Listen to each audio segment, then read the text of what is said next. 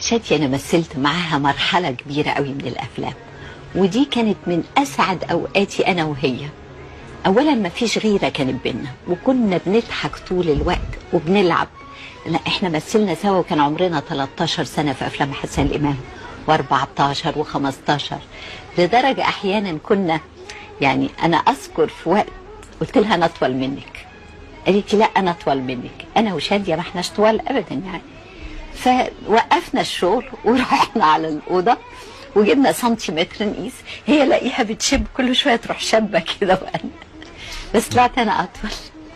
وفي وقت تاني فاكرة في طريق الصحراء كنا بنصور فيلم، وبعدين قالت لي انت ما تعرفيش تجري، قلت لها انا بجري احسن منك. سيبنا اللي بيصوروا واللي بيشتغلوا وجرينا نعمل سبق انا وهي.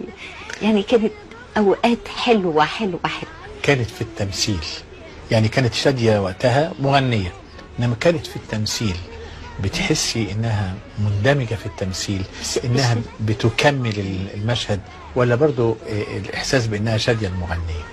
شادية كانت انسانة طبيعية خالص وعلى سجيتها، وانا اعتقد اللي بيبقى على سجيته بيبقى ممثل كويس قوي زي ما هو مغني كويس قوي.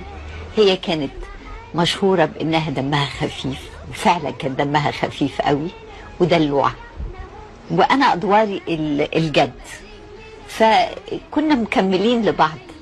حتى في ظلموني الناس مش فاكرة بالظبط، لان انا فاكرة في افلام غنينا وحتى رقصنا، وكان شكلنا اهبل قوي، انما كان وقت لذيذ.